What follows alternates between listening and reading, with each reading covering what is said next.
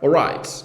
Manchester United has gone ahead to draw with Fiorentina 1-1 in a game of football that I really warned you about. I told you, however much they've gone ahead to lose to Leicester City, drawn with Nottingham, when they come to Old Trafford, these players will obviously hype themselves and lift up themselves to levels of really getting known to the world that they do exist and they really have the best of the best to perform into the mix. So that's what really happened at Old Trafford. If at all you watch that game of football, and they went ahead obviously score fast in the 8th minute, and I think you now know what I told you about in the match preview, that it's not obviously gonna be a smooth ride. It was a bumpy ride into that entire kind of game, and I'm really shocked about Amorim. That what does it take for you to understand that Casemiro is not that guy to play in that midfield? You understand? I don't want to obviously come here and really slate my manager, but sometimes he really lets me down. You understand? Bruno Fernandes and Casemiro cannot play in that midfield. They cannot play in that midfield, I tell you. They can't. And that midfield was really bossed by Gamdison, Fijori, and Solom in there. You know, it was really bossed. And this is what the manager needs to know, that Casemiro is really in the past. Casemiro is not the present. At least I would rather put in Manuel Ugarte and Kobe Menu to see to it that their combination goes ahead to obviously improve as we wait for the arrival of Baleba. That is it. But if we continue to obviously showcase like that, I don't think that in the game of Arsenal we will obviously have anything to really do with Arsenal in that midfield if at all you present those players in there. I tell you, there is nothing we are obviously going to be doing when we are really taking on Arsenal. And worry is really getting all over me, because in games like this, you obviously have to understand that at least Ugarte and Kobe Menu are part of my squad in there for you. Though he later went ahead to bring on Kobe Menu and Manuel Ugarte, but that couldn't save the day of Manchester United. In games of football like this, I think the immediate effect, should be felt. In one of the tribes from the country where I came in from, they say that the saucepan you're using to obviously prepare food will obviously feel the first heat. And if you're playing at Old Trafford against Fiorentina, we anticipate this manager to obviously take and really bring on his A players. But this has been a link.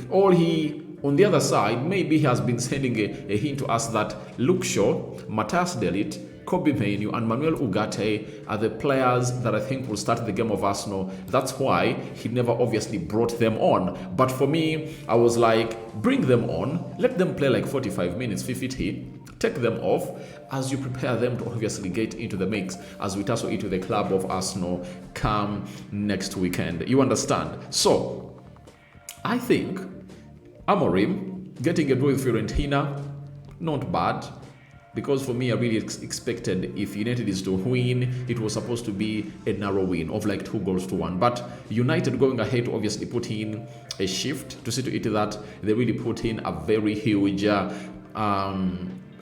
draw in there for you, coming from behind at Old Trafford. We pray to it that doesn't really become the norm of our season that is starting next weekend, because now we are off what we call fiction.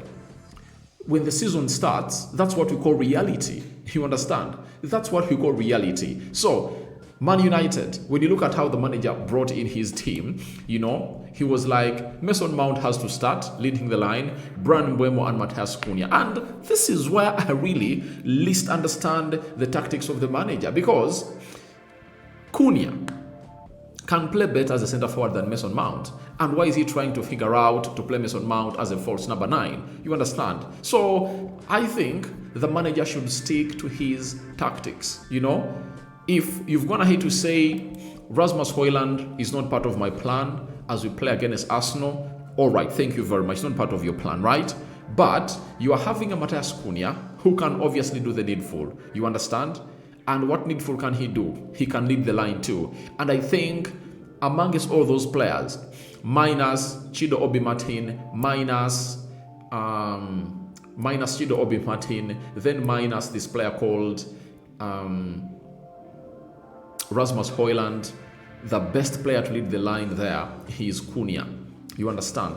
He's Matthias Cunha. And I think, let me wait and see how this man will name his starting 11 as we play against Arsenal. That is on Sunday. And on Friday, I'll come with my match preview and I'll tell you who I think will start and who I think won't start. And shifting from a 3-4-3, shifting from a 3-5-2, a 3-4-2-1 to a 3-4-3, my God, just beats my understanding. And I'm like, what is wrong with my manager?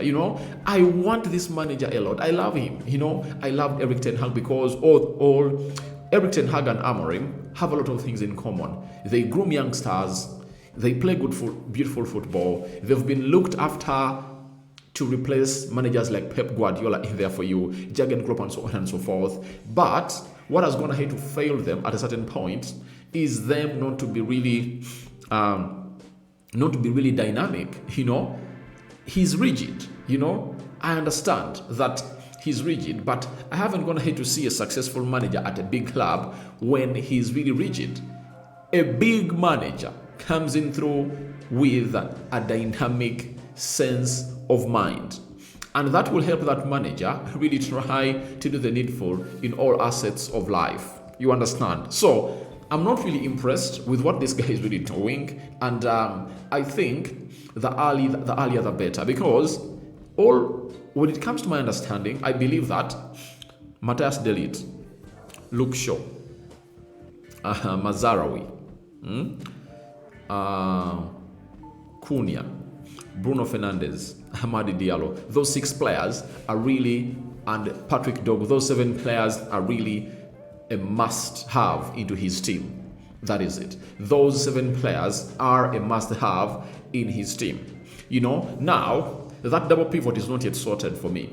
Though I think it's Ugarte and Kobe Mainoo that obviously going to be commanding that midfield position in there. But I watched the game, and all what I anticipated is what I saw. I saw to it that Fiorentina will obviously give us hard time, and they really went ahead to do that. Fiorentina went ahead to stop Man United from really doing what they're supposed to be doing all time. So I think we got it right. I got it right, and we went to penalties, 5-4. That's how United went ahead, obviously win those penalties in there for you. But the most important bit of it all is that this has been the last game of the preseason. You understand? And United couldn't obviously score a goal, and they only had to see an own goal coming in through from the player of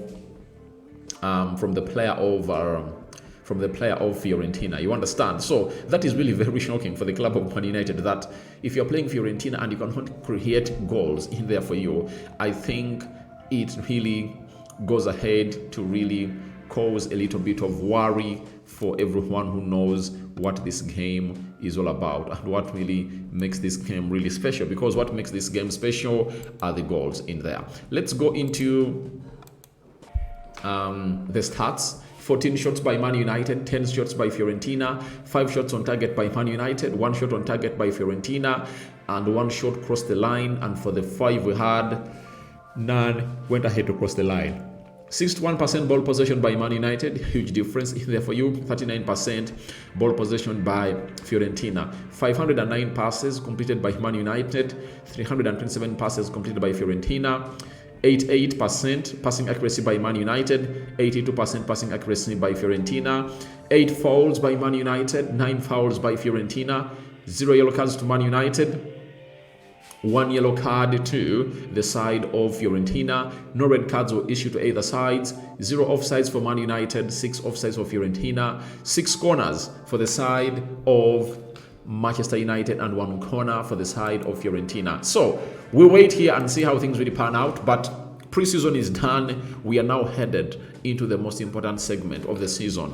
Will these players really impress as the club of Man United takes on the side of Arsenal in the opener of the Premier League for these two clubs? All that and more into the comment section below. I'm waiting for your reactions into the comment section below about United 1, Fiorentina 1, and what you think Amorim can do better to obviously see to it that we come up with a result as we take on Arsenal. Right now, Arsenal in the next 1 hour are obviously going to be playing Atletico Club. They're also playing their last game of the preseason, and they will be charged for the club of Man United. So fans of Man United, endeavor to obviously watch that game of Arsenal because it means a lot in all what you're planning this season. I'm out. Bye-bye.